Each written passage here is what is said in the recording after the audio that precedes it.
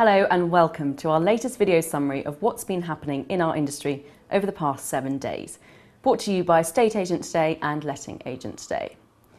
Once again, some of the biggest headlines have been made by Agents Mutual. It was announced this week that its portal OnTheMarket will launch on January the 26th, but we had an exclusive about a warning given to agents advertising on the portal from the Property Ombudsman.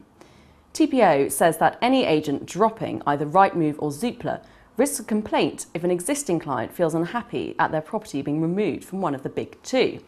If a vendor instructs an agent to sell a property on the strength of their use of Rightmove and Zoopla, the Ombudsman says the agent has to explain exactly why they are dropping one of them and are instead advertising on the new portal. From the newest portal to the oldest way of advertising, agents boards. These were in the news this week when Hastings Council announced that a 5-year ban on for sale and to let boards in the seafront area has been extended to run forever. The council applied to Community Secretary Eric Pickles for the ban in perpetuity and was given the go-ahead. 3 stories about online estate agents also hit the headlines this week. The first focused on the analysis by the boss of PDQ Property, Chris Wood.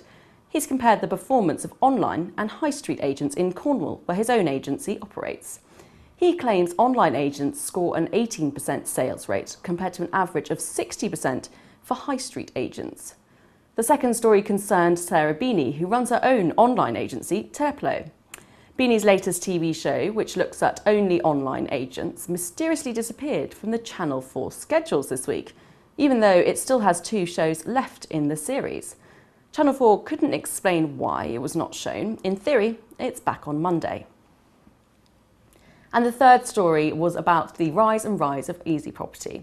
It's only been in existence for a few weeks, but already people are suggesting it may be floated on the stock market as early as next year. One newspaper suggested the company is worth £60 million, although most agents are far more sceptical.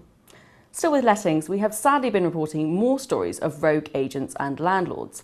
This week, we ran a story on Islington Council levying fines on a landlord, adding up to £280,000. He illegally turned an outbuilding into 6 tiny flats, which were deemed too small to let.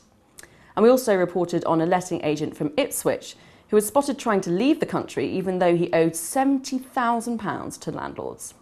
But we end with happier news from the letting sector. After weeks of reporting councils introducing licensing schemes and restrictions on landlords and letting agents, we doff our cap to York City Council. It's just held a Good Landlord Awards last night, celebrating the city's landlords and agents who have been best in class over the past year. So congratulations to York Council and the winning agents. Let's hope more authorities celebrate our industry instead of covering it with red tape. That's it for this week. Before we go, a reminder. The industry's top news stories appear every weekday on Estate Agent Today and Letting Agent Today. Thanks for watching. See you next time.